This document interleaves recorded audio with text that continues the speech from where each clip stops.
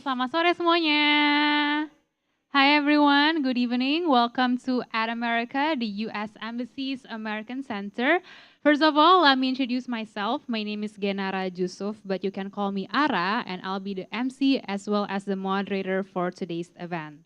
And for those of you new here, At America is the U.S. Embassy's American Center, and our mission here is to provide a space for Indonesians to learn more about the United States through our programs, our events, and also our facilities. And our event for today is the 2023 NASA Space Apps Challenge Jakarta, Explore Open Science Together. At today's event, we expect you to be able to learn more about the aerospace innovation and also advanced research and technology. And today, we will also be celebrating the winning projects from the 2023 NASA Space Apps Challenge Jakarta. But before we start, we have a social media quiz for our online viewers. And the question is it true or false? A system based on open science aims to make the scientific process as transparent as possible. You can submit your answer on our social media platforms, and for those of you who can answer it correctly, will receive a live shout-out from us by the end of this event. And now, before we start, we'll be hearing an opening remark from the Economic Assistant of the U.S. Embassy Jakarta. Please welcome Pak Michael Martin.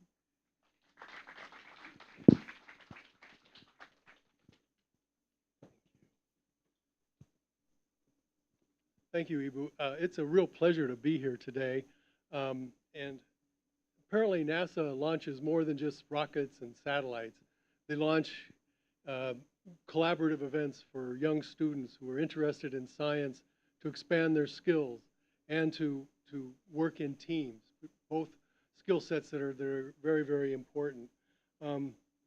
NASA seeks to make science more collaborative, more transparent, question up there, and more inclusive.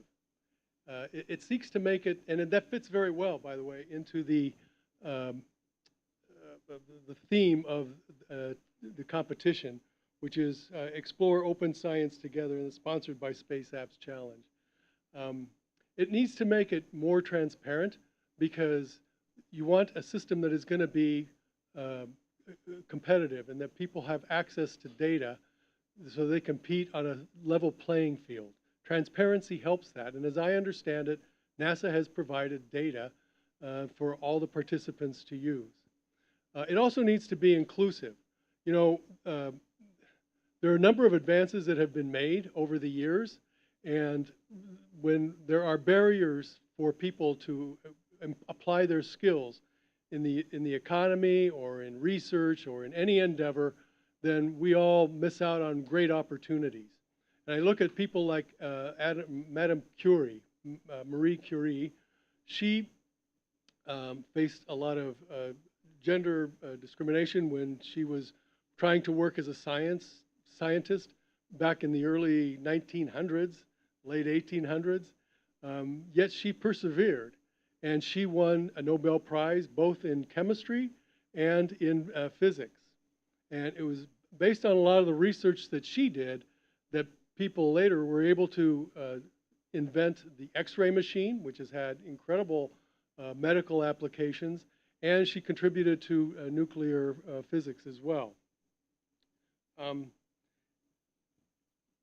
There were two women that won the Nobel Prize this year as well that are worth mentioning. One is Katalin Korinko.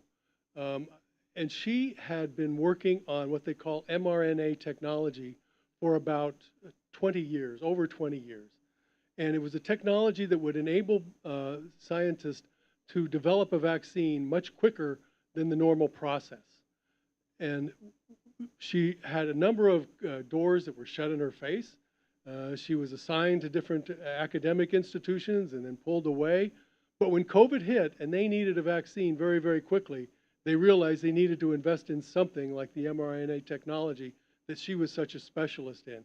And if it hadn't been for her and her partner, her scientific partner, they both won the Nobel Prize, we might be sitting at home, social distancing, wearing masks still. So it was a real tremendous success, and had it not been for her, we would not have benefited from her persistence and her resilience.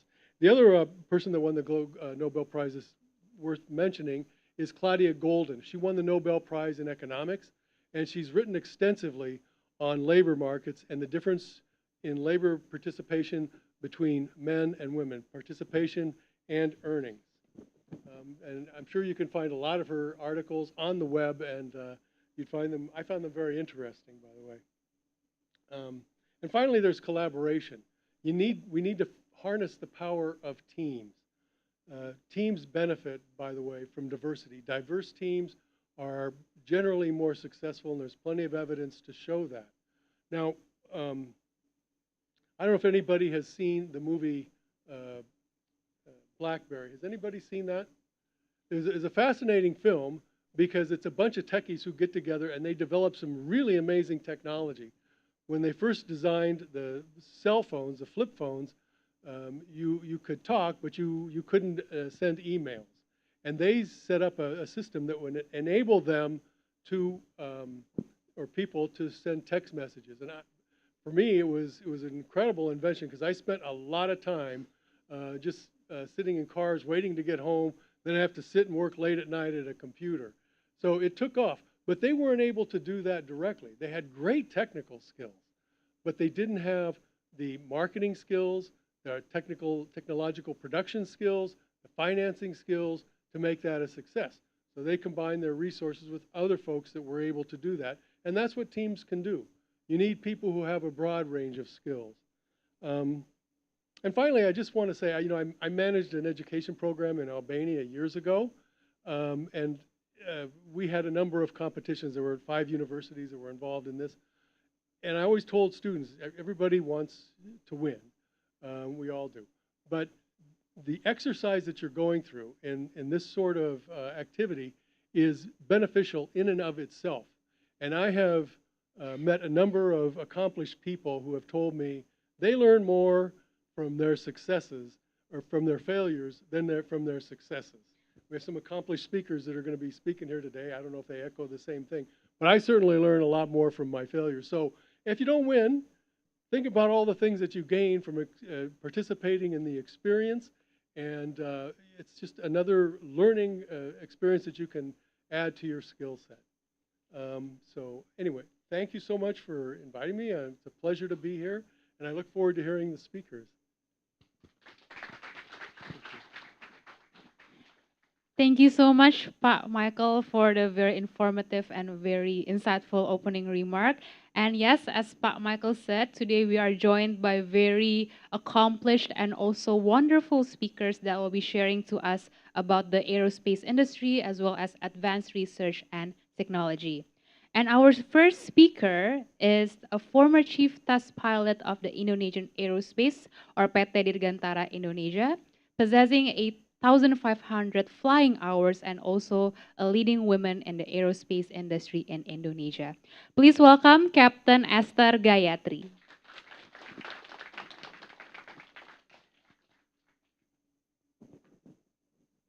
Halo, Cap.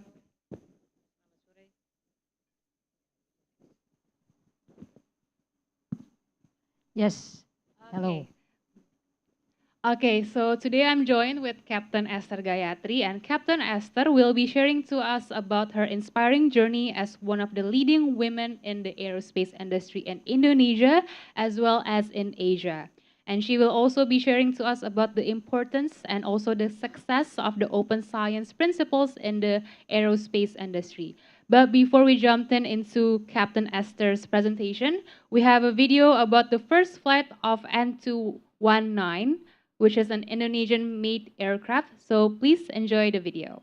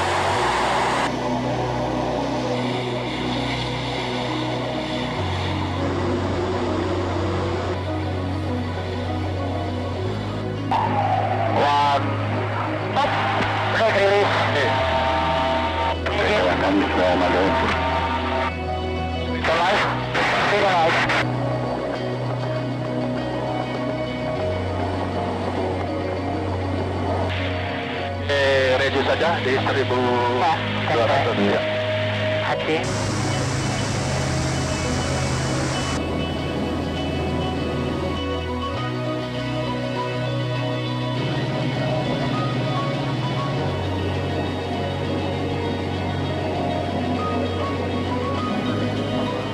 Ya, segini.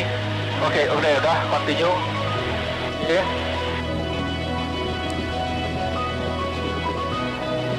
Better off. Ya. Satu kontinuasi saya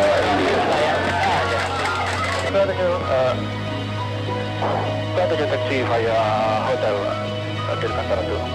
Landingnya bagus sekali. Terima kasih. Mantap. Ya. Yes, let us clap our hands. This is the Indonesian-made aircraft in Bandung. Does anyone knows that we make aircraft? We make airplanes nearby Jakarta, just 40 minutes by train, by a fast train. Yes, we do make aircraft in Bandung. But my presentation today will be flight testing challenges towards innovations. If you have any innovations in aerospace, the challenge is in our side. How do we test it? Okay, and that's a highlights for these presentations. But before we go on, I would like to bring us many disciplines or background in manufacture that many engineers came from STEMs: science, technology, engineering, mathematics. We do have those engineers that works alongside as a test pilot. I always be surrounded by engineers that understood very well in their discipline of a major in their backgrounds. Yeah, sometimes I have to make some discussion, technical discussion with a propulsion engineer, or I do talk with the aeronautics engineer. So those areas that we cover in aviation technology, you can see in the STEMs. Yeah.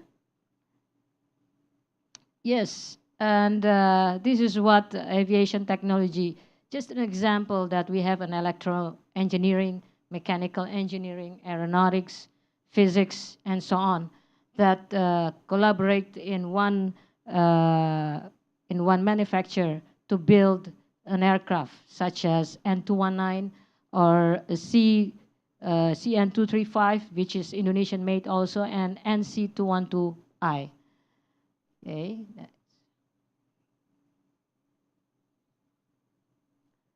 And I like to go back to history, where it it comes from the States. You know, women in aviations. Yeah, we have this Raymond LaRouche.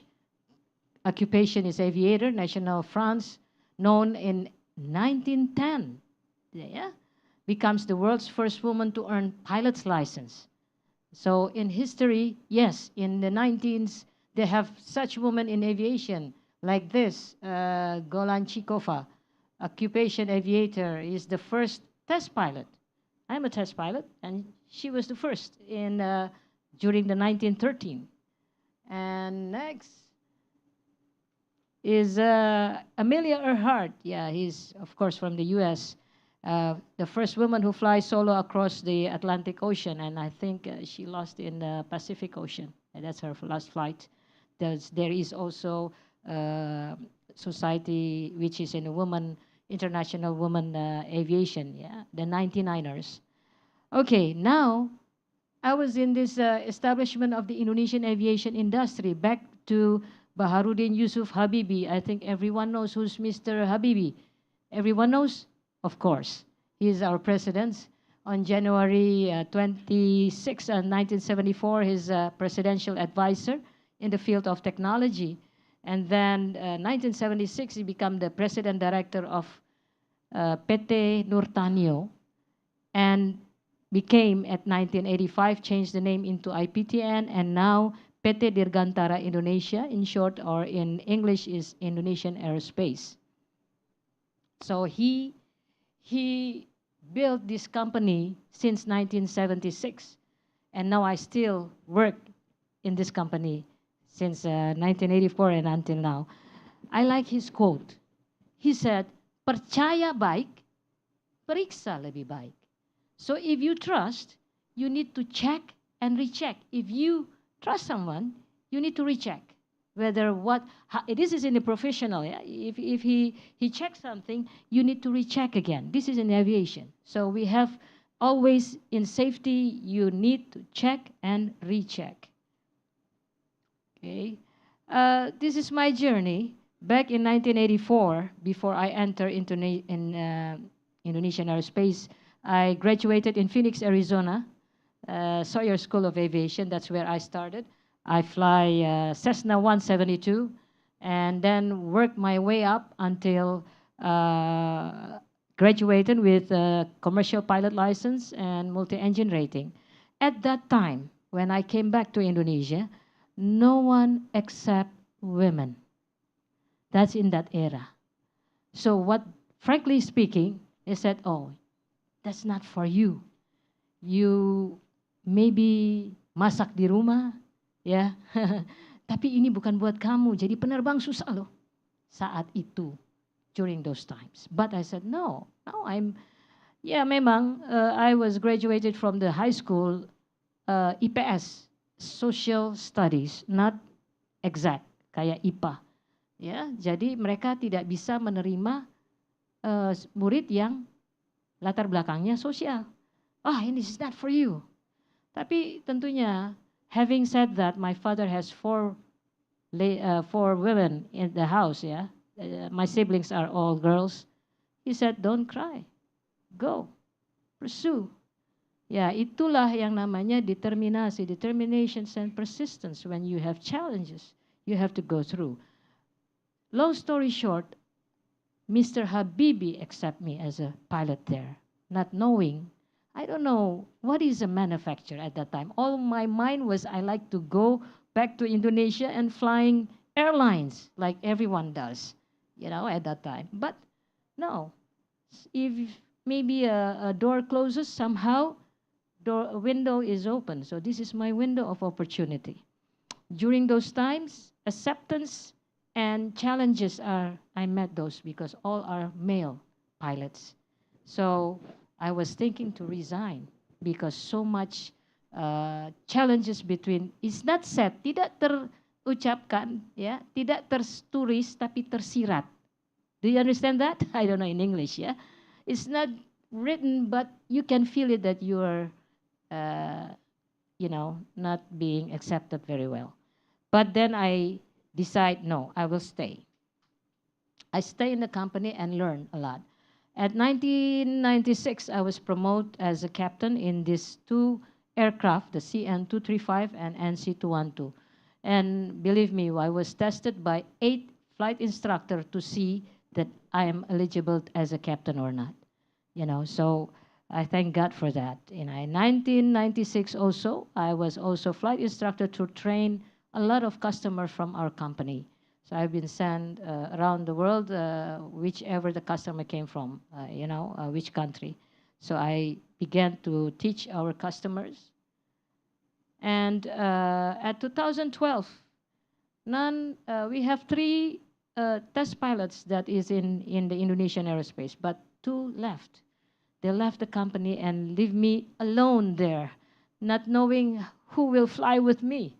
So I did look for a co-pilot to be trained as a co-test pilot, and I got it from the military. So this is my students that I teach to be my co-test pilots. I cannot fly alone. I have to have a co-pilot. So that is challenges, yeah, for me to fly many different aircraft at once, yeah. So next is then 2014, I was promoted as a chief test pilot in that company. And of course, the responsibility is even greater. At 2016, to be a qualified test pilot, I have to go to a test pilot school. Anybody knows Top Gun? The Top Gun guys are graduated from the test pilot school. I have no background of university. So I thank God for that, it has to be persistent and determination. On 2017, as you see the movie previously, is the first flight of a twin turboprop prototype aircraft N219. I was entrusted to fly as a pilot in command to lead the test of a prototype aircraft, which is not very easy, not easy. And at 2017, I was accepted as a member of Society of Experimental Test Pilot in the US. So that's even, I'm humbled to do that because this is somebody who promote me there as a member in the society. And of course, during those times, I also make my own company. I have that Aurora is, you need to be innovations. I have to do something that supported my career also. So I make like a startup, but it's not a startup. It's already on now 20 years. I make a cockpit procedure trainer, yeah, until now. So I hope to make bigger ones. Yeah, so being innovations. At 2021, during the pandemic, I flew a CN235 to our customer in Africa, flying from Bandung to Dakar. I think we know Paris-Dakar, but this one is Bandung-Dakar. I was challenged by dust storm. The flight was came into a dust storm, so it was not easy to fly the new aircraft to the customer. So last but not least, last year I wrote my experience in a book that calls Bertaruh Nyawa. It's there outside, it has been in the commercial. So I like to share my experience through a book so that they can read what we can learn, like we learn from our mistakes and then we never lose hope for that. 2023 also a customer delivery to Thailand. And just recently, I was invited, let me get back this here, as a speaker in the Society of Experimental Test Pilot in the US. I just get back 2 weeks ago from there. And I can share my experience in the flight testing with all the members of the Society of Experimental. It was an honor for me from Indonesia. I'm humbled to be there and to share my experience. And again, what can we learn from here? The lesson learned is be an inspiration, whatever, to your environment of whatever you do. Yeah, to inspire, give a help, encourage them. Be innovative in designing or creating any kind of product, yeah, that may help aerospace professionalism in the community. You know, you can help anything you can think of to be creative, yeah? There is no, example, manufacturing of digitalization, yeah? There is no shortcut in professionalism. No shortcut, no easy way, yeah? But experience is the key. Yeah? You can learn from someone else's mistakes. It's the same like you said, yeah? You don't have to experience them by yourself. That's if you do, luckily you can tell the story again. Always check and recheck for a correct answer. Okay? Never lose hope and never give up. I think that's for my presentation. Thank you. Okay. Thank you so much, Captain Esther, for the very wonderful and inspiring story. Luar biasa sekali, Captain Esther cerita-ceritanya tadi. Nah, sekarang teman-teman kita akan membuka sesi Q&A. So for those of you here who might have any question for Captain Esther, you can simply raise your hand, if any. Yes. Yeah. You can please state your name and also your question. Thank you. Yeah. Boleh tolong dalam bahasa Indonesia ya? Oke, thank you. Baik, terima kasih atas kesempatannya. Perkenalkan, aku Teza. Aku mengucapkan terima kasih dulu atas presentasinya. Aku ingin bertanya ke Wester kayak sebelum kayak sebenarnya sebelum kisah menjadi pilot ini sebenarnya apa yang jadi alasan sampai Ibu berjuang sekeras ini? Apakah ada tujuan? Apakah ada kayak apa yang alasan utamanya untuk berjuang sampai saat ini, dan untuk kedepannya kayak apa yang diharapkan untuk orang-orang di Indonesia ini mengenai tentang penerbangan ini? Terima kasih banyak. Oke, terima kasih. Saya langsung jawab Silakan, aja Cap. ya. Yeah, it's a very good question. What is my purpose? First of all, I do believe that we all created not we are created to be somebody. Kita diciptakan untuk menjadi seseorang yang bisa berdampak positif bagi yang lain. Ya, saya percaya itu. Ya, itu satu. Kedua, memang dalam dunia teknologi, khususnya aviation, ya, in the aviation technology in Indonesia, well, people say male dominated and so on. Pertama, of course, I have a dream that I was fascinated during those when I was small, those Apollo years. You remember the 1969? I'm fascinated by that. Saya tertarik ya. Ketika kecil saya juga bilang, aduh, saya ingin jadi astronot. Wow, astronaut is only in the U.S., not in this kind of country ya. At that time ya. I hope now not ya. Tapi setelah itu saya melihat, oh ternyata dunia dirgantara itu menarik buat saya.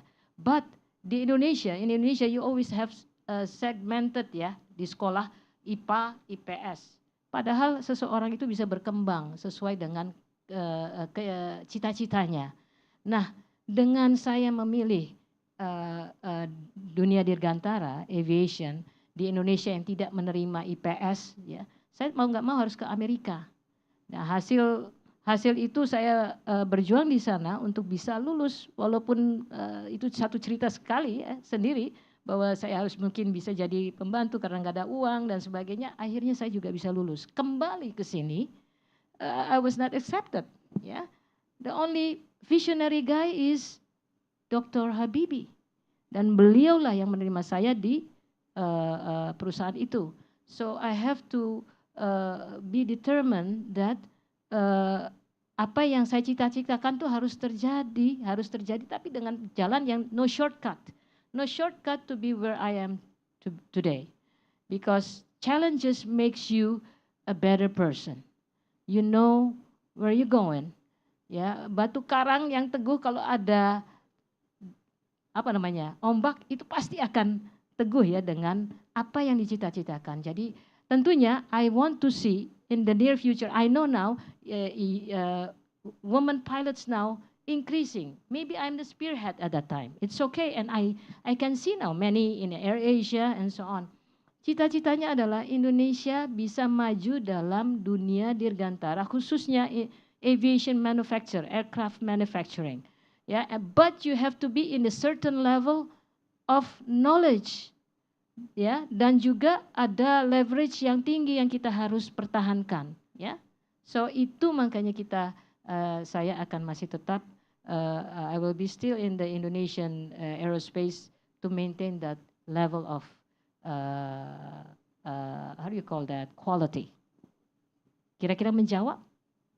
Oke, terima kasih. Terima kasih banyak, Cap. Ada pertanyaan lagi teman-teman dari audience? Oke, ada satu. Selamat sore, nama saya Rama, saya ingin bertanya dengan Captain Esther. Izin Cap, saya mau bertanya bagaimana pendapat Captain Esther untuk dunia aviasi sekarang, khususnya untuk di Indonesia, dan nasihat apa yang bisa diberikan untuk AB initio pilot or fresh graduate yang masih sekarang mencari kesempatan untuk bisa join aviation industry, especially airline. Terima kasih. Tetaplah jangan berhenti mencoba. Do not stop trying. You know, it may not be tomorrow, but don't stop believing that one day you can pursue that. Yeah. Now, it doesn't mean that if you're not a pilot, that's the end of the world. No.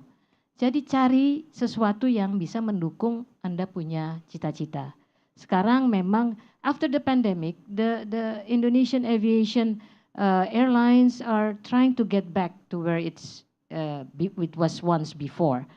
I think in global, in all the airlines now is trying to picking up, but it doesn't take only 1 year, maybe 2 or 3 years. Ya. Mungkin saja Bapak siapa? Oke, Anda pilot? Fresh graduate. Oke, ya mungkin sekarang belum bisa ya, tapi mungkin berpikir if you can go to the military side, bisa saja ya, karena itu yang aviation yang commercial sekarang sedang struggling juga ya untuk to be back on their last operation. So do not lose hope dan cari sesuatu yang mendukung Anda punya knowledge yang Anda baru fresh graduate ya.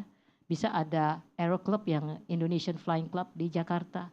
Ya, you join the flying club to maintain your proficiency as a new pilot. Ya, oke itu I think that's what I can suggest to you. Baik, terima kasih Cap. Kita sekarang akan move on ke pertanyaan online kali ya, Captain ya. Kita ada beberapa pertanyaan juga nih di social media kita. Yang pertama ada dari Bilal. Bilal menanyakan, in what ways do you see the future of aerospace innovation and space research contributing to a more equitable and sustainable world? Wow, in what way? In what ways do you see the future of aerospace innovation? I think it's exciting. Pertama harus sangat menarik ya. Ada you have to have interest in that, ya. Interest and positive interest. I know that it will not have an easy way, but we can do as a team to explore more in those research ya. Jadi saya pikir memang in Indonesia mungkin belum umum ya. Tapi there is always a starting point ya. It is not common in Indonesia yet, but it always have a starting point. Maybe we put this point as a starting point. So we cannot do an individual, but we need to collaborate to pursue this endeavor for this research and development in aerospace. Oke, terima kasih Cap untuk jawabannya. Teman-teman di sini ada yang mau bertanya lagi? Kalau gitu kita lanjut ke pertanyaan sosial media ya Cap ya. Sekarang kita ada pertanyaan dari Fikri dari Facebook. Pertanyaan dari Fikri adalah, menurut Captain Esther, aspek apa sih yang penting dalam meraih mimpi? Benar-benar jelas arah yang tentunya orang-orang punya mimpi ya, tapi kita harus tahu jelas bahwa itu adalah panggilan kita. Itu satu. Kedua, again, kita akan menemui tantangan-tantangan yang di luar pemikiran kita. Tapi kalau kita tahu bahwa itulah mimpi kita, kita pursue, kita harus ada determinasi dan persistent. Ya, kita dengan mungkin tidak sekejap, tetapi Anda akan tahu, Anda akan lebih dibentuk kalau Anda mengalami tantangan. Dan ketika Anda sampai di tempat yang Anda mimpi, itu you are really grateful for where you are. Ya, jadi memang harus bertahan dalam setiap tantangan. Saya pikir seperti itu. Oke, luar biasa. Thank you banget, Captain. Ada yang ingin bertanya lagi teman-teman di audience? Kalau ada, langsung tunjuk tangan aja. Belum? Kalau gitu aku punya pertanyaan buat Captain Esther. These days ya, Cap, from my knowledge, there are a lot of women pilot these days that are actually already thriving as a pilot and thriving also in the aviation industry, which is obviously very different from your time. Kalau dulu kan tadi Captain sempat cerita dipandang sebelah mata lah ya menjadi pilot wanita itu, yang kalau sekarang kan lebih lebih banyak pilot wanita dan lebih sukses dan lebih thriving juga. My question is, how do you feel about those positive changes? Oh, I'm happy. Yeah. I'm happy to see that there is a lot of women now involving in the airline. Right. So, apa yang saya lakukan dulu berbuah. Saya senang, dan by the way, I'm also adalah penasehat I am also an advisory of the Indonesian Women Association, ya, Persatuan Pilot Perempuan Indonesia. So I'm very happy, I'm glad, and I want more of youngster to involve in aviation. And jangan putus asa, jangan cepat menyerah, ya. A skillful soldier, they always face challenges, ya.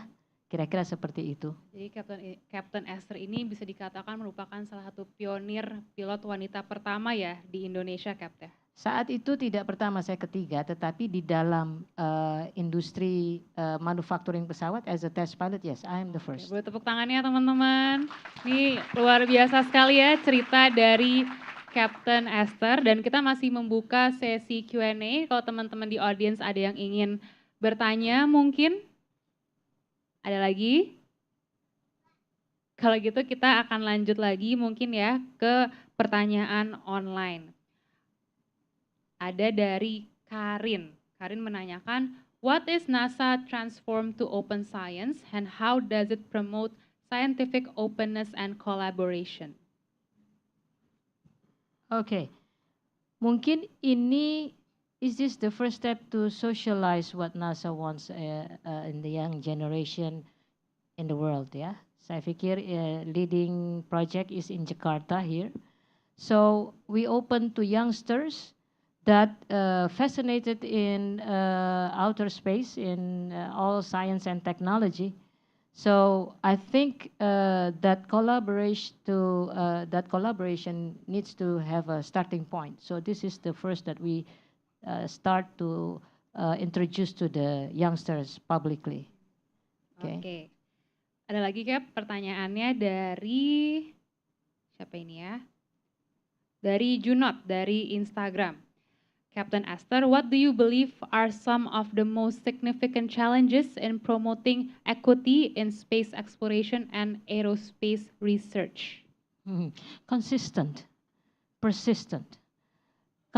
If we have a dream or we want to start something and we begin to do it, develop, it is hard to be consistent and persistent, especially when you face about nggak ada dana, there is no funds, and becomes research is not 1 or 2 years. Sometimes research takes 3, 4 years and 5 years. So people likes to have a quick yield, you know. Tapi kalau research, if we develop something, we found, and I test an aircraft. If I test an aircraft, I found something is not proper, we have to change. We have to redesign again. And we have to test again. And that takes time, and that takes money.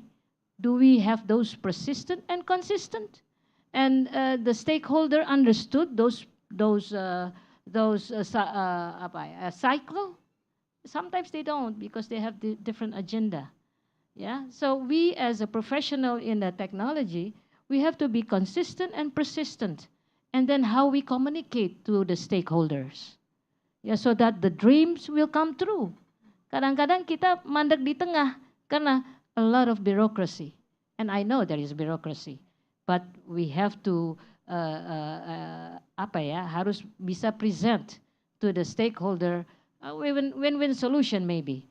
So we have to be very harus bisa pandai berkomunikasi untuk menyampaikan to explain the mission and vision of this research and technology. Oke. Teman-teman di audience, apakah masih ada pertanyaan? Tidak ada. Kalau gitu aku tanya lagi ya, Cap ya. Boleh. Kalau aku lihat kan tadi di presentasi Captain Esther nih banyak banget pengalaman di luar negerinya ya, terutama salah satunya juga di US. Dan bahkan Captain Esther ini memulai juga pendidikannya di Sawyer, Arizona, di Phoenix, Arizona. Aku mau tanya aja sih Cap, sebagai seorang yang udah banyak pengalaman nih di luar negeri dan juga di US, what did you share as an Indonesian representative and what did you gain out of those experiences? In the US, you're open, you're friendly. There's people likes to encourage youngsters to excel. So those values are important. I am very happy to see if there is youngster wants to excel, fascinated in research and technology. So again, those values are introduced to me in my very young age when I was in Phoenix, Arizona. when I studied professional pilots. They do train people professionally, and they respect. Because if you are still in the student's seat, you know how the students struggle to understand how to fly an aircraft. You're not a bird automatically flying. You have to learn. So again, between instructor and students, you have a different experience. And the student is trying to learn. The instructor try to explain what he must know. So there is a gap. But again, if with respect we can encourage those youngsters, they will really excel in their pursuit of learning. I think those are values that So I get. respect and also openness is very Yes. important, yeah, Cap. Yes. Yeah, encourage. Giving Encouragement. encouragement. Respect, openness, and also encouragement to Correct. learn new things is very Yes. important. Oke, kita ada pertanyaan lagi nih, Cap, dari Miranda dari Instagram. Why do you think aerospace innovation is important for our society? Everybody see now drone is flying. Yeah. Anyone wants to fly without pilot in front? who can be the volunteer? But again, everything people fascinate in flying because you're fascinating. Actually, I fascinate in birds. They can fly automatically because they are created as a bird, you know. But now we use a vehicle to fly. So we need to know and very knowledgeable, skillful to fly those machine. And everything is fascinated because an aircraft flying, there is a lot of safety aspect that we need to see before we fly it. Yeah, for me, fascinating. You make a rocket to the moon or those outer space exploration is fascinated for the youngsters. Yeah, everything that is fly is always fascinated. Yeah, so again, we can channel it and then make a research and development towards that. You know, and I think we can make aerospace will be a better place for transporting people one place to another. And I think that's the fastest way and the safest way is transporting through the area, aerospace. And in your opinion, Captain Esther, how can we expand the interest of youth in learning more about the aerospace innovation? I think one of the ways, not the only ways, is roadshow.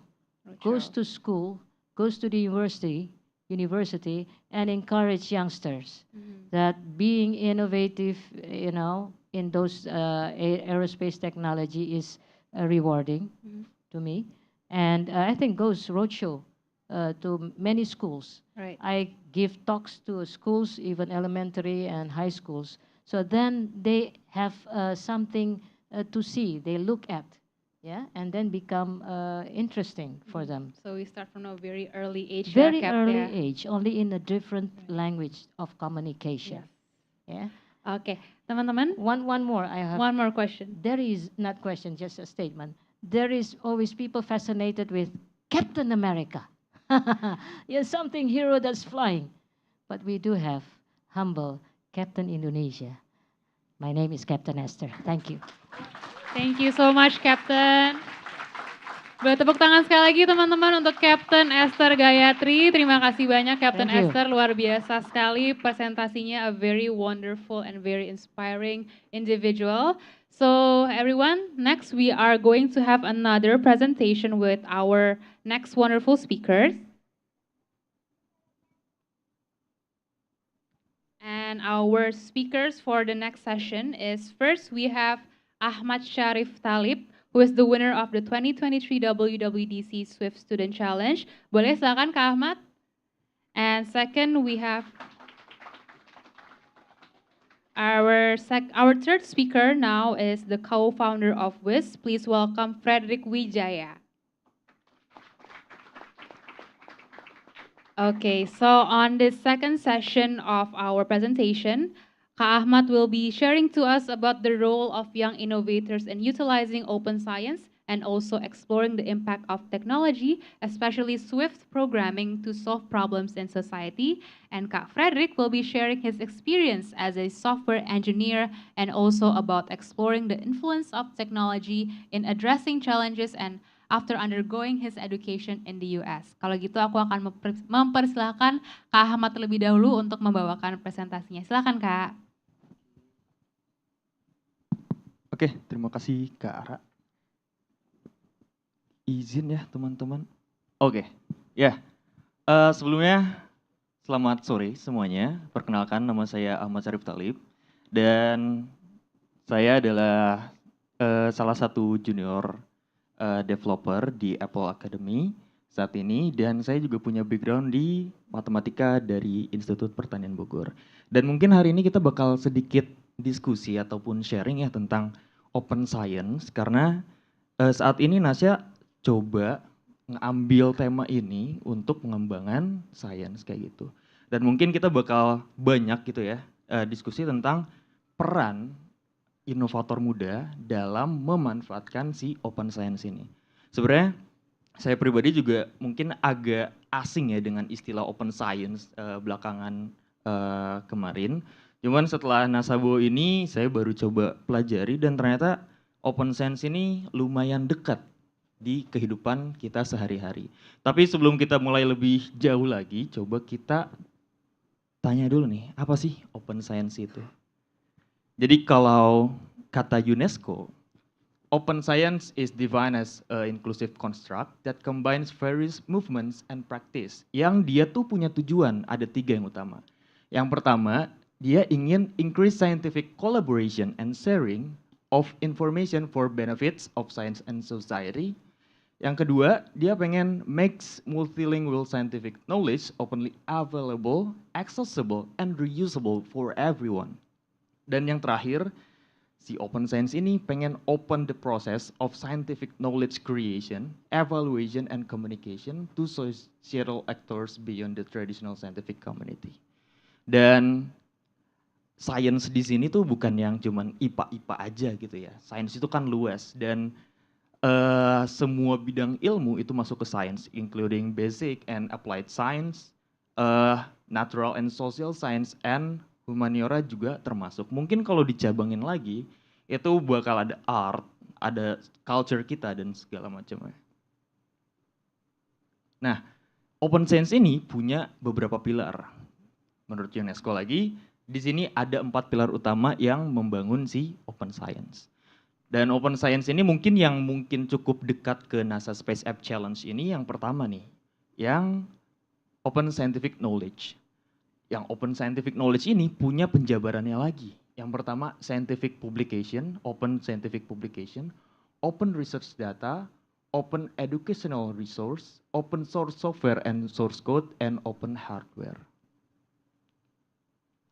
Dari pilar-pilar tersebut, Open Science dan UNESCO, dia ngebuat beberapa area of action yang bisa diambil untuk manfaatin si Open Science. Di sini ada 7 ya. Yang di sini mungkin cukup banyak, tapi nantinya bakal ada poin di mana gimana sih caranya kita sebagai anak muda bisa memanfaatkan Open Science ini untuk mungkin benefit kita bersama. Nah, sekarang, what is the benefit of Open Science? Especially for us, the young innovators. Yang mungkin cukup berdampak di kita, apalagi yang masih jadi pelajar ataupun yang jadi mahasiswa gitu kan, nanti bakal ada ngerasain namanya skripsian, ada proyek akhir dan segala macam. Dan pas skripsian itu kita butuh jurnal-jurnal, data-data yang kredibel, tapi kita juga butuh yang gratis gitu ya. Soalnya kalau bayar tuh kita belum mampu gitu untuk belinya, dan kita juga pastinya ingin menghindari namanya pembajakan. Jadi benefit pertama yang bakal kita dapat itu adalah kemudahan dalam mengakses jurnal ilmiah atau riset ilmiah dan datanya. Dari sini, ketika semua ilmu pengetahuan sudah mudah diakses, nantinya kita akan mendapatkan benefit yang kedua, yaitu adalah active participation in innovation. Karena terkadang kita sebagai manusia itu kan punya ide gitu, oh kayaknya bagus nih buat ini nih. Cuman ketika kita cari resource-nya gimana ya caranya? Oh ternyata belum ada yang bahas. Atau udah ada yang bahas tapi berbayar ataupun enggak dipublikasikan gitu. Tapi ketika semua ilmu pengetahuan sudah terbuka, ini bakal membawa kita dalam partisipasi dalam pembuatan inovasi tersebut. Dan terakhir benefitnya dari open science ini adalah berkolaborasi dalam mendevelop innovation.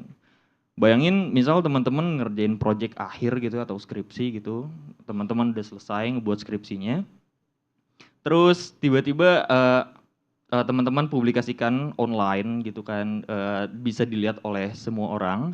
Terus tiba-tiba misal saya lihat nih proyeknya, wah bagus nih proyeknya. Pas saya lihat, ternyata ini ada potensi pengembangan nih dalam proyeknya. Dari situ saya coba minta izin, boleh gak ya saya coba kembangin proyek kamu yang sebelumnya, karena saya lihat potensi. Nah dari situ kita kan bakal kolaborasi ya, dalam mendevelop inovasi ini, agar kita bisa ngebuat inovasi yang sebelumnya itu mungkin belum ada, menjadi ada, kayak gitu. Dan sekarang gimana sih cara kita manfaatin open science ini dan gimana cara kita bisa berkontribusi untuk open science ini? Mungkin tadi kan ada banyak ya, ada actions yang dari UNESCO itu. Cuman di sini saya coba pengen ambil 2 aja yang mungkin bakal paling possible gitu selaku young innovators untuk nge-utilize si open science. Yang pertama, promoting a common understanding. Yang kedua, promoting innovative approaches. Jadi kadang kan kita suka belajar hal tertentu, cuman ketika kita belajarin itu, oh kok penjelasannya ruwet ya, oh kok gini ya, kok saya nggak paham gitu ya. Tapi ketika kita udah diajarin sama ahlinya kan kita kayak, oh ternyata seperti itu. Nah kita juga bisa ngebantu teman-teman kita yang mungkin sedang struggle untuk belajar hal tertentu dengan promoting a common understanding ini. Dan promoting innovative approaches ini mungkin dari ekspor itu kan biasanya punya hal-hal yang inovatif, hal-hal kreatif yang bisa ngebantu kita untuk memahami sesuatu. Dan mungkin salah satu pendekatan yang bisa kita ambil untuk ngedevelop 2 hal ini itu adalah dengan menggunakan teknologi kayak gitu. Dan mungkin di sini saya pengen sharing gitu ya pengalaman saya dan mungkin teman-teman di Apple Academy yang sebelumnya kita tuh ada event juga mirip seperti NASA Space X Challenge ini. Jadi 5 bulan lalu itu ada namanya WWDC Swift Student Challenge. Nah di WWDC Swift Student Challenge ini kita diminta untuk ngebuat aplikasi berbasis program Swift kayak gitu. Yang nantinya temanya bebas, kalau di NASA kan kita ada 31 challenge gitu ya, kita harus coba kasih solusi berdasarkan challenge itu. Cuman di sini bebas, kalian mau apa sesuai passion kalian. Dan ini tuh skalanya internasional, jadi seluruh pelajar di dunia itu ikutan kompetisi ini. Di kompetisi ini itu ada 375 pemenang dan kurang lebih dari Indonesia itu ada 40 orang pelajar yang berhasil menjadi pemenang di Swift Student Challenge. Salah satunya saya dan teman-teman di akademi. Nah, mungkin saya pengen showcase sedikit punya saya. Nah, salah satu bentuk saya berkontribusi di open science gitu ya.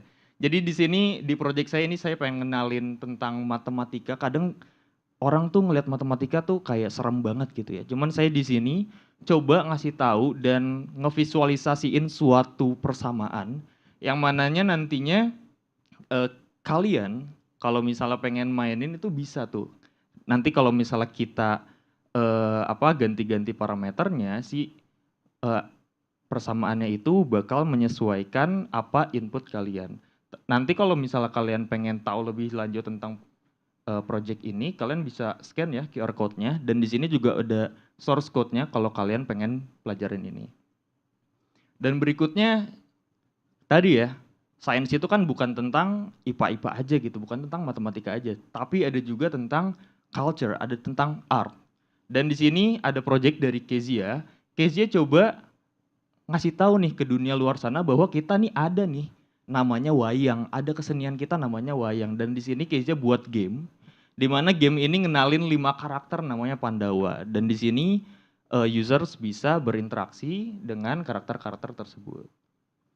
Berikutnya ada Hacks of Galaxy. Ini salah satu project dari Ardian yang menang juga di WWDC. Di sini Ardian coba ngenalin tata surya kita ya, ada planet-planet, cuman dia buat game juga. Nanti kita cocokin warna dari planet tersebut, nanti kalau cocok kita berhasil, nanti kita punya skor kayak gitu. Berikutnya ada lagi nih, project dari Mas Bayu. Nah, Mas Bayu ini ngebuat project karena Mas Bayu ini ngelihat bahwa Indonesia ini kaya ya akan spesies, akan flora dan faunanya. Dan beberapa spesies ini adalah spesies endemik. Spesies endemik itu adalah spesies yang hanya ada di Indonesia kayak gitu. Tapi karena lingkungan kita tercemari kayak gitu ya,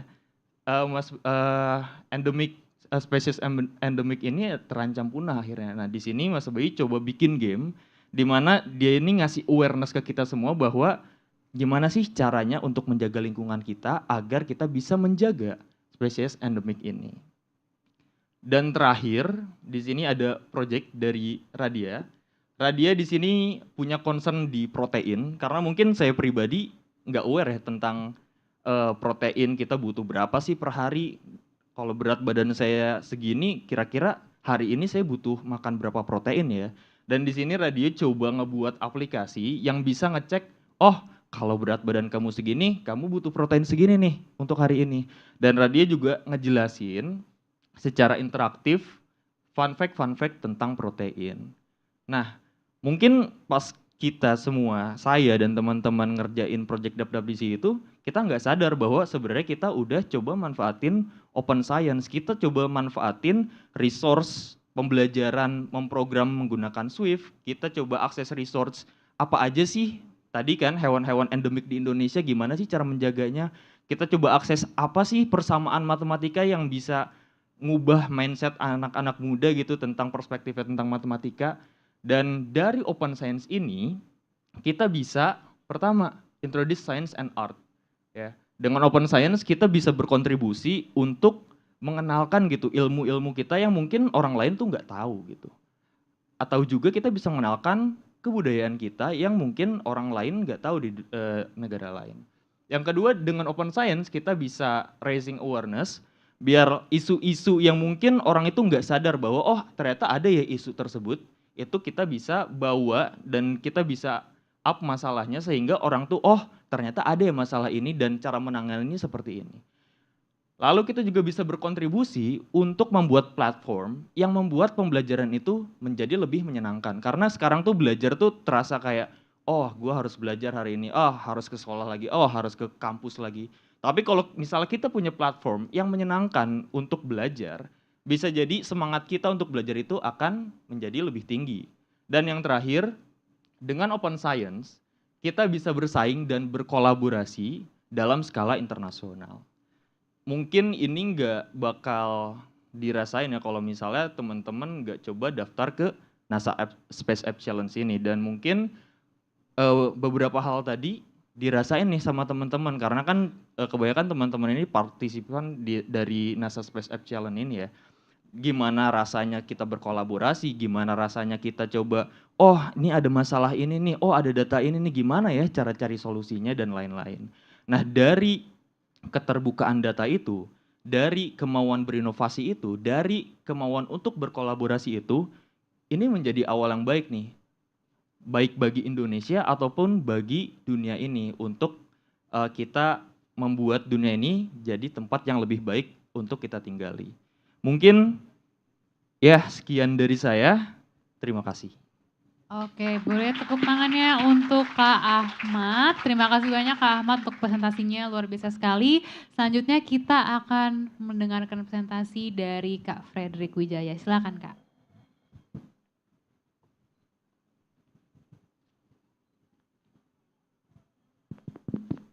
Hello. Hello, everyone. Thanks for being here. Really excited to be talking about, what I wish I knew before I became a software engineer. So,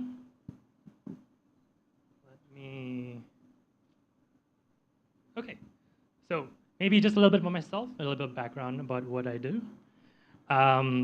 So I did my undergraduate studies in Harvard University, where I took computer science and statistics. I then worked in several technology companies in the Silicon Valley, including Facebook, Google, Square, where I worked in several 0 to 1 projects. including blood donations at Facebook and the Square Cash app in Square. Currently, I'm the founder and CTO of Wiz, where we aim to build the tools and provide the financial knowledge for the next generation of Indonesians to be able to attain financial independence and readiness. I think there are many here probably interested in the field of software engineering and in computer science in general. So I hope that this talk today will be able to answer many of the questions that some people might have about the field, and also share a little bit about the things I wish I knew before I got into this field. So moving on, maybe I'll just talk a bit about how I got into this in general. So first started off in in undergraduate in this introductory course called CS50, right? And this really opened my eyes to a lot of the computer science concepts, and a lot about what software engineering or computer science in general, what applications it could have in the world, right? At the end of the year, there was this CS50 hackathon, which is very much similar to what Space Apps is, where essentially we were tasked with building something that was really cool and really unique with what we've learned, right? And then fast forward a few years, I kicked off my software engineering career in some of the largest tech companies in Silicon Valley. And this picture specifically was in Facebook, where I joined this really small team. In fact, there was just 8 of us when we were tackling a really humongous problem of trying to solve the ever-present problem of blood shortages around the world, right? And we wanted to do this through the powers of social media, right? And our solution was really around matching blood donors with with hospitals that were actually in need of this blood, and notify them if there's a blood donation opportunity near them. In fact, one of the highlights of my time there was when Mark Zuckerberg, picture in the middle, was actually presented our sort of app, which is actually built in Facebook. After months of slogging through and building it out, and finally when we got it out, we actually had millions of users, I think, and we were able to actually make a huge impact in the countries we were launched in, which was India and US at that time. So what have I learned from my time as a software engineer? Firstly, I would say don't overlook soft skills. Software engineering is very rarely a solitary endeavor, right? You're always working in a team, and to build something that's more than just for yourself, right? So by working with others, you can pull together diverse perspectives and skills to create something that that's greater than what is possible alone. What are some soft skills? First up is, of course, communication. You'll have to communicate very complex technical jargon, complex concepts to many folks that might not fully understand them, right? And making sure that you have the ability to to express yourself in a calm, concise manner is essential for the success of your projects and for your job. Empathy. So this comes in the form of empathy for both your colleagues and also for your users, right? Empathy in the workplace is mainly about predicting, understanding, what other people are going to react, to what you say, what you do, and this is critical, in sort of like in solving and preventing conflicts, right? And at the same time foster trust and creativity. And Um, the other aspect, just empathy for your users, and that is, you know, it will help you in understanding, what your users find, um, useful in your app. For example, you can ask questions like, oh, does it make intuitive sense to put a button in this location versus another, or is this error message actually explanatory and sort of like getting across what is wrong and what they need to do, right? And finally, there's like time management and prioritization, right? Which you're in a fast-paced industry with lots and lots of things moving at the same time, learning to organize your tasks, effectively, set realistic deadlines. I think saying no when you know that it isn't possible for you to take on additional jobs. I think that will help a lot in making sure that you are on top of the things that you're responsible for. Embracing change and adapt, right? So the really cool thing about being a software engineer is I think you're at the forefront of a lot of innovation and creativity, right? When I first started off, what I really didn't know was how fast things change in the software world, right? The popularity of different languages, fall and rise through the times. Every month or so, there's a new framework that comes out, and it gains a lot of popularity, a lot of buzz. And of course, that is that brings a lot of pros and cons, right, to someone at the forefront of this, right? The pro is, of course, you get to learn a lot of new things. You get to learn to experience a lot of the really exciting and really cool things that really make this job exciting, right? But of course, the con is you'll have to really get yourself familiar with a lot of the topics and to just stay on top of things, right? So what would I advise to folks that really want to get into this field? It would actually be to focus on fundamentals and not frameworks or languages, right?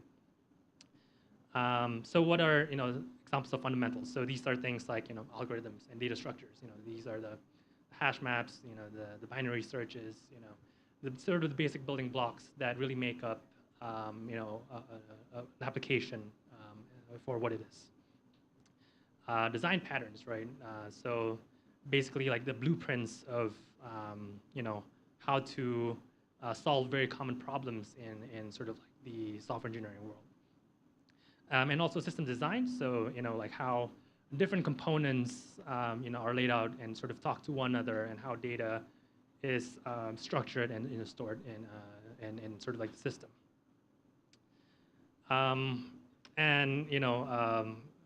The final sort of advice is to fail fast, fail often. The ability to take risks and fail is needed in any field of work, and it's what really sets apart the top performers from the rest, right? You need to be willing to take risks and not be afraid of failure. The very first thing you could do is really learn by doing, right? If you wanted to learn about a new technology or language, just go ahead and do it, right? And I think a lot of you folks in the audience here, I think you already have taken the first step by participating in space apps and participating in hackathons, and really trying out building new things and in new applications by building working on these projects, right? So you could start a side project, test it out in small contained examples, and you can sort of take steps to really gain valuable knowledge, to really make a decision down the line of whether you should choose one technology versus another, right? Take risks. So the fear of failure is not the factor that deters many new developers. Truth be told, when I first started out, I absolutely had no idea what to do. I was assigned to this really complex project, which had machine learning and AI and whatnot. And really, I think one of the things I remember from that time was really the advice that my mentor at that time gave to me, which was, it really doesn't matter, right? Like if things don't pan out the way it does, if it doesn't, if things don't pan out well, all that matters is that at the end of it, you take something out of that experience, right? And taking risks is really one of the only ways you can really learn and get out of your comfort zone, and further yourself, right? And don't let perfection be the enemy of good. So I know a lot of folks have the tendency to want everything to be perfect, right? You want to use the most advanced technology. You want to use the most advanced frameworks. You want to make sure that you have all the features built before launching, right? And that I would argue is not exactly the best way, right? Because the more you are delaying the launch of your project, the more that you are not putting it in the hands of a user, the less time you have in actually getting it tested, getting valuable feedback, and essentially improving the program in ways that you didn't know even in the first place, right? Yeah, definitely, take bold steps to get things out as soon as you can, and yeah, and make sure that you are getting valuable feedback and insights as you're sort of getting your application and programs out. And yeah, and I think that's the end of my talk. Thank you so much. If you want to, build cool things and solve cool challenges, software engineering might be the path for you. And so, thank you all so much for taking the time to listen. Okay. Thank you so much to Kak Frederick for the wonderful presentation. Now we are going to open up a Q&A session. So for those of you here in the audience who might have any questions for either Kak Ahmad or Kak Frederick or maybe both, please raise your hand if you guys have any questions. Oh, we've got one over there. Please state your name and also your question. Okay. Hi, everyone. My name is Ryan. So I got a simple question, actually. What does your daily life look like? Because I know you are from Apple, and of course, Google is everyone's in computer science dream of. So I'm just asking, what does your daily life look like? Like how many hours you learn, how many hours you, I know, having fun like that. So yeah. Is this the question for both? Yeah, for both. Okay. Thank you so much, Ryan. So where do we start? Kak Ahmad dulu, apa Kak Frederick? Sure, I could start. I think, so it's slightly different now that, I've sort of transitioned my role to more of a CTO at a startup I'm at currently. But prior to this, when I was a software engineer, I think my daily life really consisted of quite a few different things. So one is, collaborating with a lot of the product managers, the designers, and, getting sort of, projects out, right? And sort of like planning projects out and making sure that they are on time, they're, built according to the vision that everyone has on the team, right? The other part of course, coding, sometimes it's also interfacing with the rest of my team members, in terms of like code review, in terms of also, maybe discussing sort of like, technical specifications and, documentation, right? Right now, as CTO, I think the role has been a little bit more changed. I think it's more business focused as well. So I think there's a lot of discussions with regards to, with my other co-founders in terms of like how to further, the ideas that we have and sort of like, put it into to the, the business that we have. and also talking with other software engineers and making sure that their needs are fulfilled and that everything is running as smoothly. Yeah. Okay, thank you, Kak Frederick. Kak Ahmad. Oke, saya izin jawab pakai bahasa Indonesia. Jadi mungkin pertama pengen klarifikasi dulu sih. Kalau saya ini sebenarnya bukan kerja di Apple, cuman ikut program dari Apple namanya Apple Developer Academy. Jadi itu program terbuka bagi kita semua asalkan udah 18 tahun ke atas. Jadi di situ kita belajar gimana caranya jadi world class developer. Dan developer di sini tuh bukan cuman coding gitu, kita juga termasuk designing sama project manager our business side-nya kayak gitu. Kalau ditanya kesehariannya mungkin sama aja kali ya kayak orang kuliah atau belajar lainnya. Keseharian kita ya mungkin kolaborasi, terutama kita kan punya 3 role utama ya. Biasanya kalau di software engineering atau mobile app engineering tuh ada designer, ada coder, ada project manager atau product manager kayak gitu. Jadi mungkin kesehariannya diskusi brainstorming terhadap project atau produk yang lagi kita develop gitu. Kalau dari sisi belajarnya sih mungkin kita ada 2 macam kali ya. Ada yang mungkin ngulik setelah jam belajar, ada juga yang mungkin learning by doing gitu. Karena nggak setiap saat apa yang kita lakuin itu kan bakal berhasil gitu ya. Jadi dari kegagalan, error gitu ya. Dari feedback, misal kita udah desain sesuatu tiba-tiba kayak oh ini kayaknya nggak masuk deh kalau kayak gini. Gimana coba yang ini? Itu kan kita belajar dari situ. Jadi mungkin kalau dari saya seperti itu.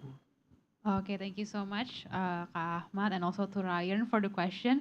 So, any more questions from the audience? Di paling depan. Boleh sebut namanya ya, Kak? Okay, thank you for the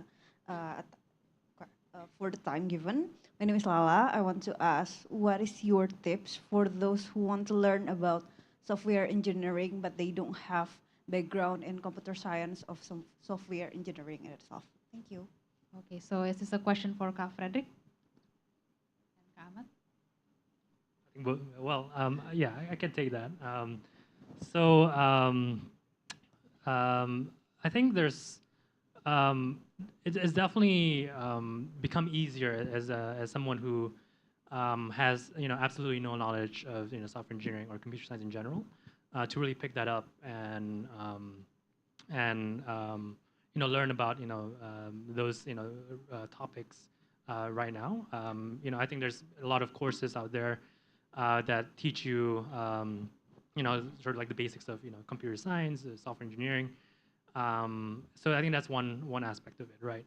And I think I think there's a lot of good courses out there, a lot of YouTube videos that can really teach you sort of like the basics and make you maybe able to really just start off with your first project. And then of course the other part is of course like learning by doing, which I mentioned. It's really about putting into practice what you've learned, and that I think is a very crucial part as well. Is actually actually working on something that maybe you're passionate about, you care about. Doesn't have to be big, just has to be something that you think could improve yourself or someone around you. And I think the more passion you have for it, the better, because I think that'll be easier for you to work on something that you care about than something that you don't care about, right? Yeah, find something out there that you wanna build for, and just get started with figuring out how to build for it, right? Using the resources that are very much available out there in the web. Okay, thank you Kak Frederick. Kak Ahmad mungkin ada ingin menambahkan? Mungkin tadi poin-poinnya udah disampaikan ya sama Kak Frederick. Cuman kalau boleh nambahin mungkin satu, ikut komunitas juga sih. Karena di komunitas itu kadang kan kita udah punya sepuh gitu yang udah pengalaman di sana. Jadi kita bisa konsultasi juga gitu. Kadang soalnya problem yang kita alami sekarang itu mereka udah alami sebelumnya kayak gitu. Itu ikut komunitas. Mungkin dari tempatnya sekarang kan di Twitter udah ada community, di Facebook ada grup gitu kan. Di Telegram juga mungkin ada beberapa, cuman emang harus pilah-pilah kayak gitu. Jadi itu sih. Oke, thank you banget Kak Ahmad. Mungkin teman-teman ada pertanyaan lagi? Oke, ada di atas itu.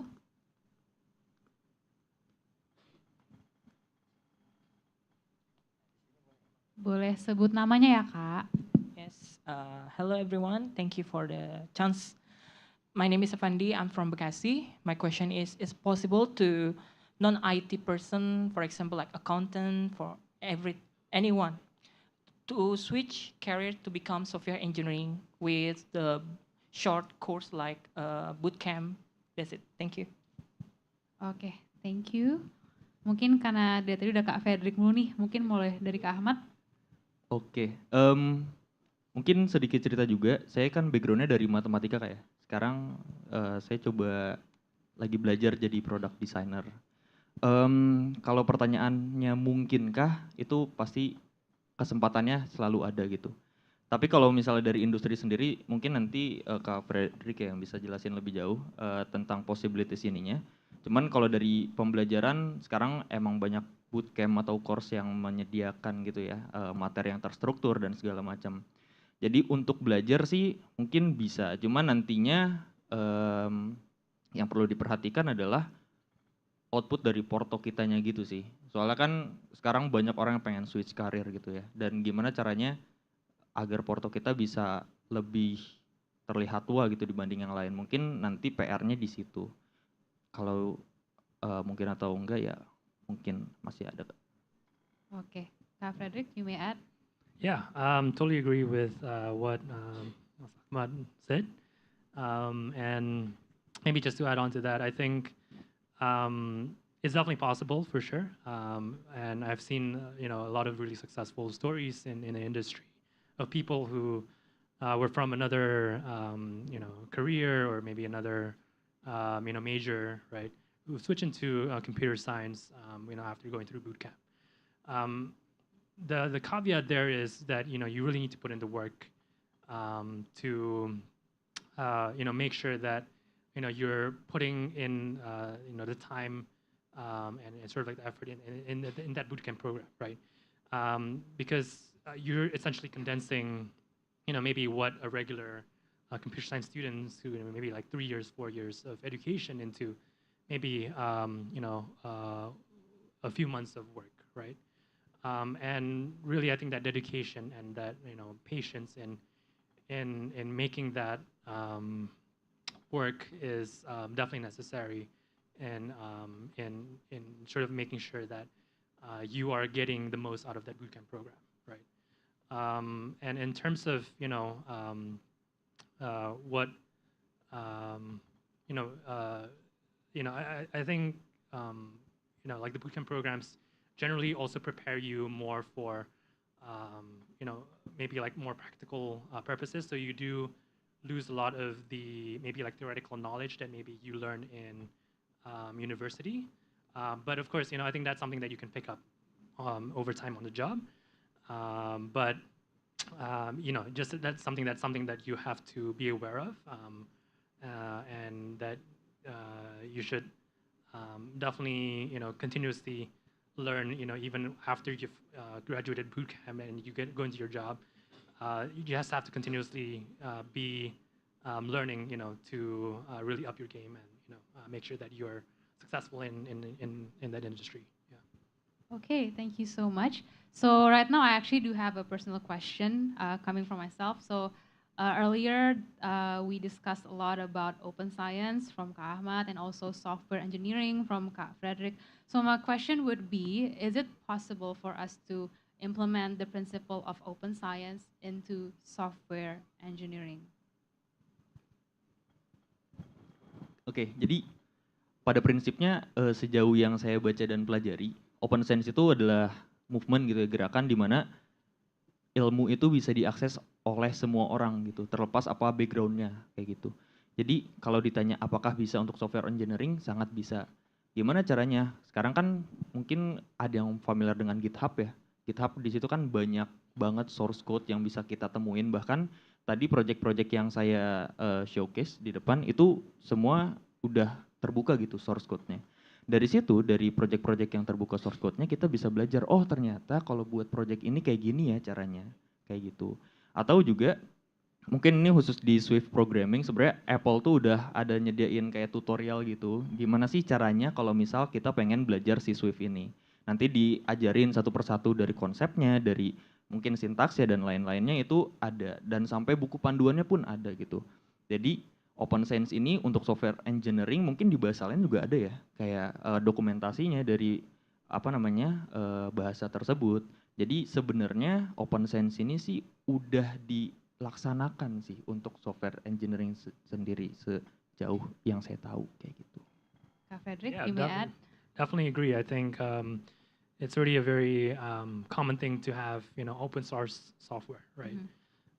And that's a movement that I think, which is, I think, in the same spirit and nature as the open science movement. I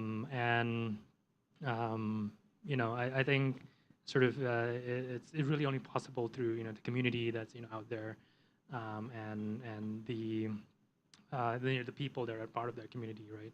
And yeah, I think definitely it's definitely something that's possible. Yeah. So it pretty much correlates, yeah, open science and also software engineering. Okay, so any more questions from the audience? Yang atas dulu ya. Terima kasih atas kesempatannya. Sebelumnya saya izin untuk bertanya menggunakan bahasa Indonesia. Di sini saya Kak Dwi lebih penasaran lebih lanjut mengenai open science ya. Tadi kan Kak Ahmad sempat menyinggung mengenai portofolio begitu kan ya. Mungkin saya penasarannya di seberapa ngaruh sih open science pada portofolio Kak Ahmad, mungkin yang sudah atau yang lagi ongoing portofolionya. Mungkin begitu saja, terima kasih. Oke, open science ke portofolio ya. Balik lagi, open science itu kan emang di mana orang tuh bisa belajar dari resource yang terbuka gitu ya. Kalau dikaitin ke portofolio, sebenarnya itu kita bisa belajar di mana banyak orang yang udah nge-share gitu kan portofolionya, baik di desain, baik di coding gitu. Dia buat website untuk menunjukkan portofolionya, dan dari sana kita bisa belajar, oh ternyata orang-orang hebat ini punya portofolio kayak gini ya, dan kita bisa coba amati, tiru, dan modifikasi gitu sesuai dengan apa yang kita mau. Dan untuk portofolio saya sendiri mungkin karena saya dari jurusan yang berbeda dengan apa yang saya geluti sekarang, saya banyak belajar sih dari internet, dari source yang terbuka gitu, resource yang terbuka untuk misalnya gimana sih cara mendesain suatu app, gimana sih biar orang tuh bisa paham dengan cepat apa yang pengen kita sampaikan, gimana sih cara kita untuk nge-solve masalah orang tersebut kayak gitu.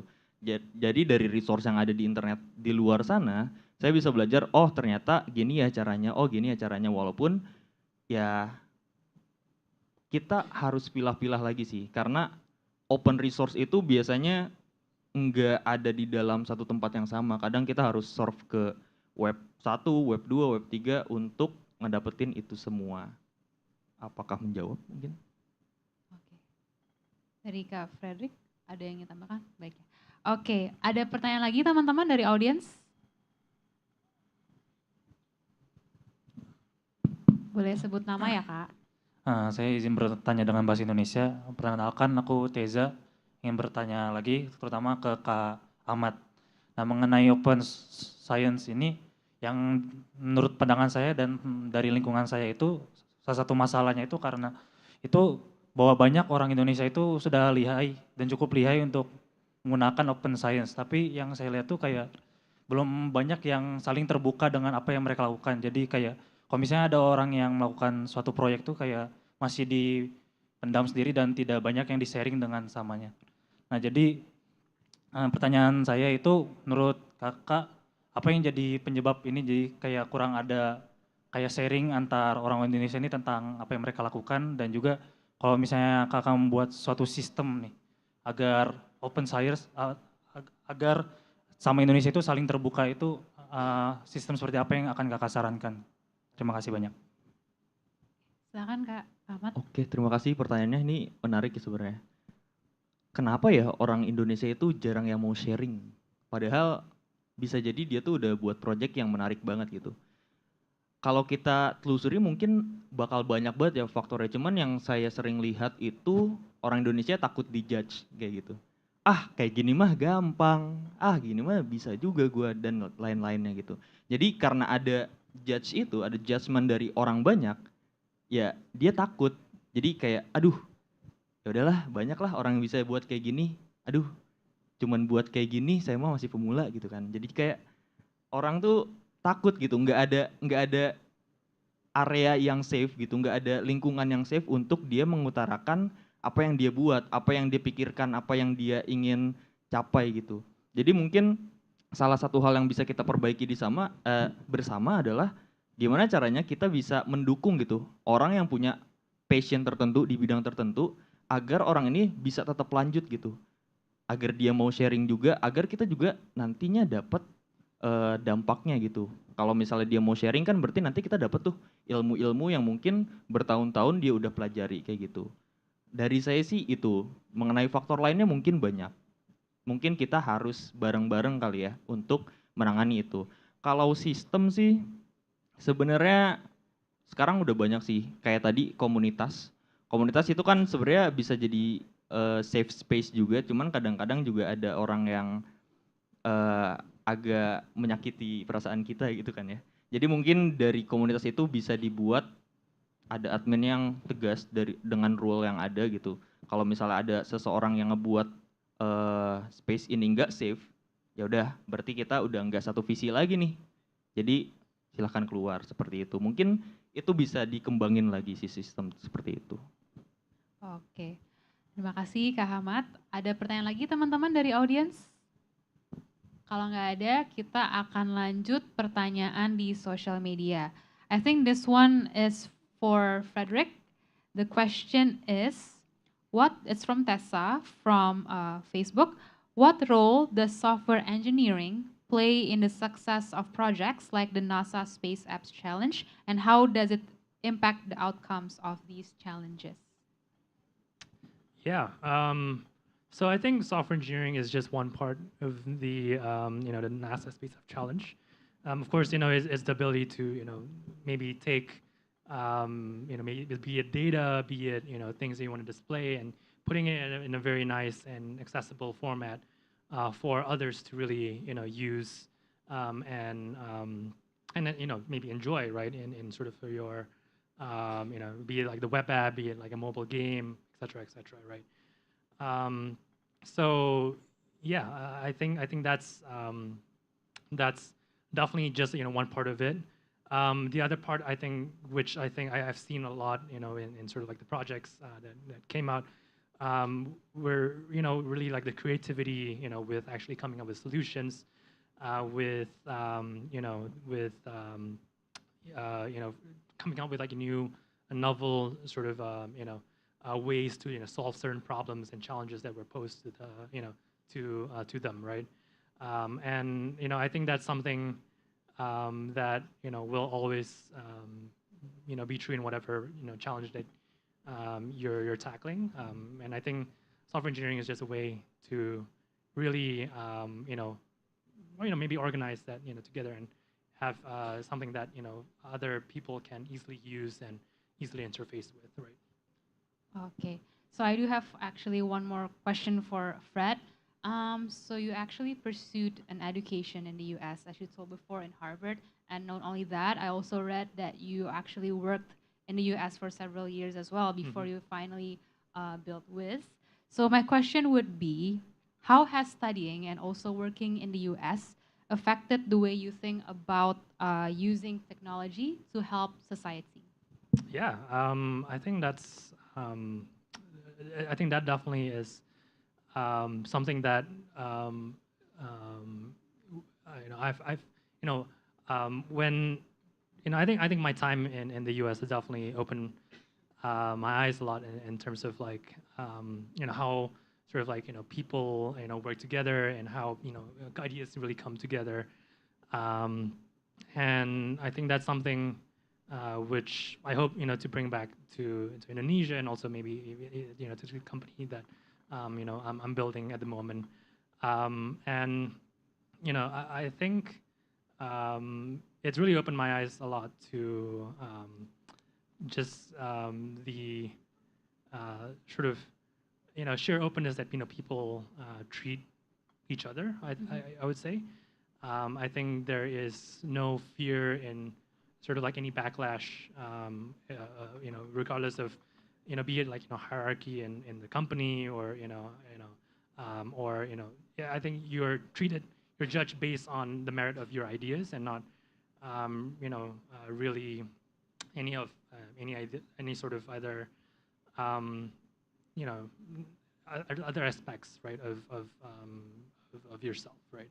And so I think that's something that, I've really picked up, along the way during my time there, and I hope to continue, I guess, applying right in my time here. So you basically learn a lot about openness and Yes. regards of learning and also in the society. Yes. Oke, so ada pertanyaan lagi teman-teman dari audience? Kalau nggak ada, mungkin aku akan lanjut ke pertanyaan social media. I think this is for the both of you. Do you think schools or institutions these days teach people enough about how to use technology to help people? Why or why not? Silakan mulai dari siapa? Kak Ahmad mungkin ya? Silakan Kak. Konteksnya berarti sekolah di Indonesia kali ya? Mungkin ya, atau any kind of schools in oke. your opinion. Bisa jadi iya, bisa jadi enggak sih. Sebenarnya ini tergantung sekolahnya berarti ya, balik lagi. Karena kalau di sekolah negeri kan mereka ada kurikulum tertentu mungkin, atau di sekolah swasta tertentu dia punya kurikulum sendiri. Kalau ditanya apakah sudah cukup gitu ya mengajarkan teknologi kepada kita semua, balik lagi ke sekolahnya. Cuman sepanjang yang saya tahu gitu kan, kalau di sekolah negeri itu emang ada beberapa kali revisi untuk bisa ke arah sana gitu kan, walaupun mungkin belum optimal gitu. Tapi kalau misal di sekolah-sekolah lainnya yang emang basisnya udah fokus ke teknologi, ke IT, pasti mereka bakal lebih advance lagi nih dibandingkan sekolah-sekolah negeri yang ada di Indonesia. Jadi untuk pertanyaan itu ya balik lagi ke kurikulum dari sekolahnya kayak gitu. Silakan Kak Frederick. Yeah, I think I think the question was like focusing also like on how technology could be good for the world, right? And I think that's something perhaps is should be taught more in school. I think maybe sort of just showing like examples of like where we can use like technology for the betterment of like society, for the world, and I think that's something that is maybe a little lacking at the moment. I think you're essentially when I went through school, I think you're just essentially taught like the very basics, right? And perhaps it might differ from school to school. But I think there is definitely areas where I think you can sort of show like, okay, there's these applications, not just for technology, but for the sciences, for the other subjects, right, that you learn in school, and sort of how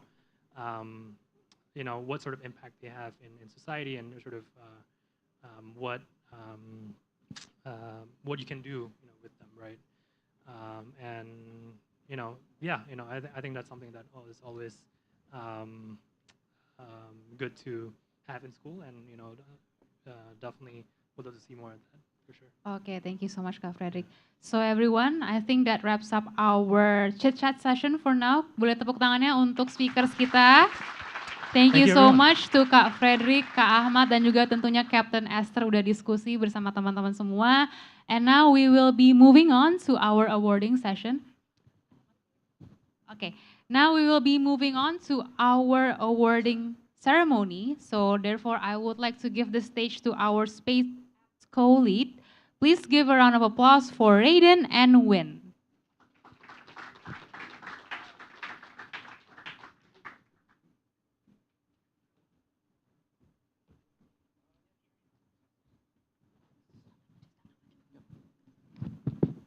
Hello? All right. So first off, I just need to say thank you very much towards this opportunity We thank Ad America immensely, as well as the speakers, the judges, for being able to show up here and contribute to this event. Now, I just like to start off by saying that when the Wright brothers invented the very first airplane prototype, which I'm sure many of you are familiar with, and even more so familiar with airplanes after the amazing talk that Captain Esther has given us today, I'd just like to highlight these within their experiences. Although this first airplane only achieved a flight time of 30 seconds, it is the series of engineers, material scientists, and pilots who have continued to build upon this creation and lead into the innovations that we have today. And I can go on and on about naming all of these necessities, all these products we have in our lives that we take for granted, but were once very difficult to even imagine. And I'd like to recognize that many of these are due to the concept of open science that NASA Space Lab celebrates this year. The open science that is collaborative by nature. The open science that invites anyone, regardless of your background, regardless of your skills, to instill change in the world. And because, just as Ahmad has mentioned earlier within the Q&A session, it's important to be willing to spread your projects, to share what you're proud of. Because at the end of the day, we'll all learn. Or in his words, kita semua akan mendapat ilmu. And we are so glad today that today is an opportunity to celebrate such open science and collaboration through NASA Space Lab Jakarta. And today, where all of you are here, we're going to be recognizing 3 nominations who've not only dared to collaborate and experiment to promote the spirit of science, but also who have massively harnessed data and resources that are now publicly available by NASA and that they've been able to provide through Space Lab Jakarta. And without further ado, I'd like to move on to talking about our 3rd nomination for today. And just to mention, all of these nominations will be receiving a potential opportunity to be traveling to the US and visiting NASA headquarters and participating further within this challenge. So without further ado, I'll talk about the 3rd nomination.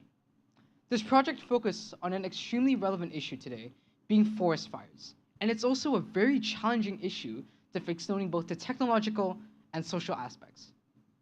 Now, this project focused on the social aspect mostly, and utilized tech to determine wildfire locations and identify safe zones.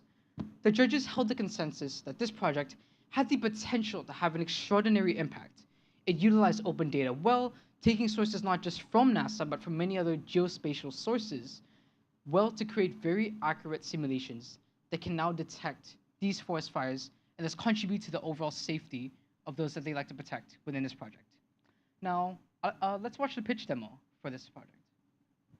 The noxious cloud of smoke hovering over huge swaths of America is on the move today, heading south and west. Today, Philadelphia is one of... Wildfire smoke knows no borders. Introducing Spark, which is a tap of your hand, you can analyze if your area is impacted by wildfire smoke using NASA satellite data. Receive important health recommendations to safeguard yourself from the smoke's impact.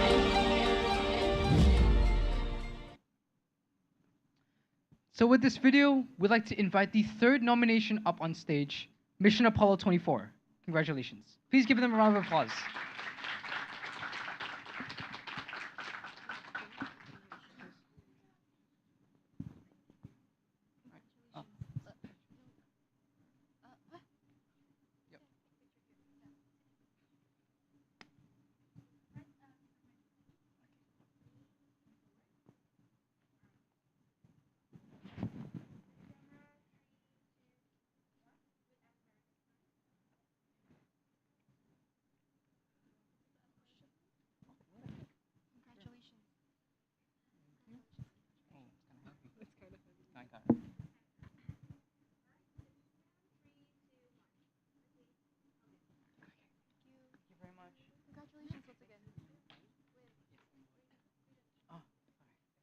Congratulations.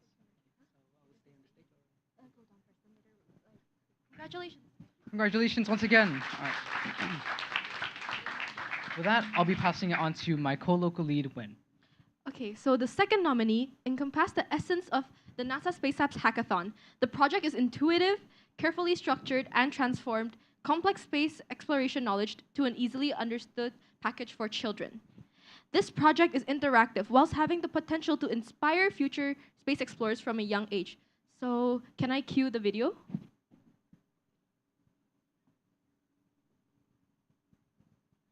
Have you ever wondered what it's like to explore the mysteries of space? Introducing Space Explorer Fly Me to Titan, an educational game following Astro the astronaut's adventure to Titan, an icy moon with huge potentials. Designed specifically for children, this interactive game aims to inspire young minds to become future space explorers. It offers insights into space exploration, including mission planning, space travel with gravity, using robots to collect samples, and many more. Start your journey today. Okay, so the second nominee is none other than Angel and Lee. Please come up to the stage.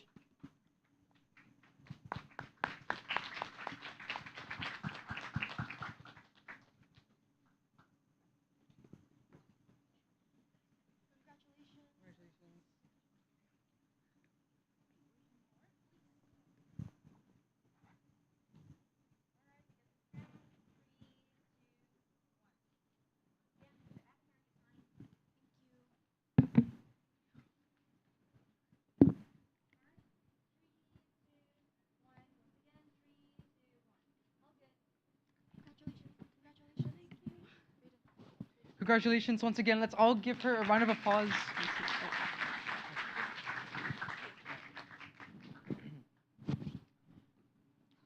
Now moving on to our very last nomination. Now this project attempted the challenge of using a visual tool to help students better understand the path that water takes across the earth and how the availability of water is affected by the challenges of climate change. Now this project particularly stood out to the judges because of their novel approach and incremental improvement on knowledge about water and knowledge about climate change that already exists. But that's exactly what makes this project so valuable. The judges really appreciated how this team was able to communicate their project well and was able to effectively give a story and frame how important the issue of water is. And it's extremely vital to achieving their goal of awareness. And we are so proud to present this award. So let's watch the pitch demo.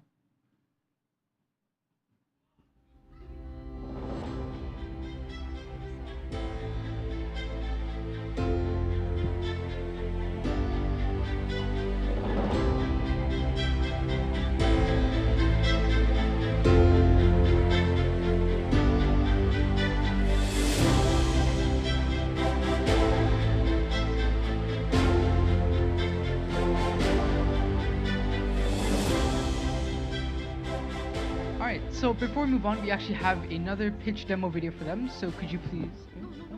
Oh, alright. Alright, so with that, we'd like to invite the first nominee up on stage, BJIR. Congratulations.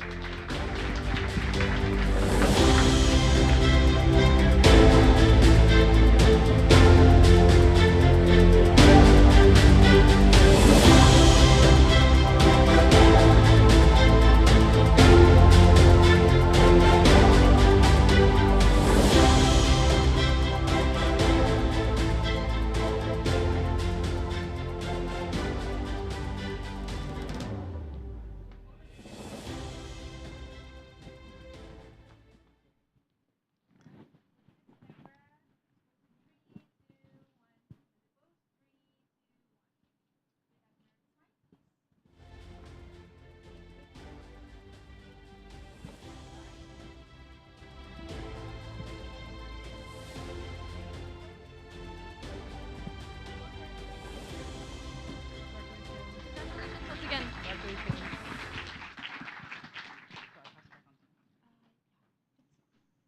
So to close off the awarding ceremony, I'd like to pass this back on to Win. Okay, so to begin with, I'd like to thank the speakers, Captain Esther, Sir Michael, Frederick, Ahmad, and Ahmad for coming here today. I'd also like to thank the Space Apps Global Organizing Team, Caitlin and Bridget, for guiding us through this journey. Finally, I'd like to thank the judges who are here, Patrick and Frederick, and those who aren't here, and the Space Apps Committee, Raiden, Chira, Dom, Val, Chloe, Ben, and Warren, and you all for making this possible. It was humbling to see all of the excellent creations of your hard work. And to close off this event, I'd like to give you some final words of advice. I know that many of you may feel disappointed by your performance or may feel that you could have done more, and to that, I say regardless of how you performed, all your projects are a testament to your commitment to open science. And I am very sure that you'll all go on to do great things, and the fact that you are all here today means a lot to us. But we hope it means a lot to you. NASA Space Apps is one of many avenues for you to continue growing your mindset and contributing to open science. So with that, I wish you luck and thank you once again for attending the ceremony with us. Feel free to stay back after this if you want to talk to the speakers, the judges, and us. So now I'll pass it back to the host. Okay. Can we have a round of applause? Okay, thank you so much to the Space Apps Committee. And of course, thank you so much for everyone here for joining our event today. And also congratulations to all the winners. And earlier in this event, we had a social media quiz for our online audience. And the question was, is it true or false, a system based on open science aims to make the scientific process as transparent as possible? And the correct answer to that is true. NASA's Earth Science Data System program defines open science as a collaborative culture that empowers the open sharing of data, information, and knowledge to accelerate scientific research and understanding. Shout out goes out to @Fanitria from Instagram for answering the question correctly. And thank you so much as well to everyone for participating. And for those of you who are interested in attending more events by AdAmerica here, you can visit our website at www.atmerica.or.id and also follow us on our social medias at ATMerica on Instagram, Twitter, and also Facebook. Once again, thank you so much everyone for joining our event today. My name is Ara and see you soon at the next AdAmerica event. Thank you everyone.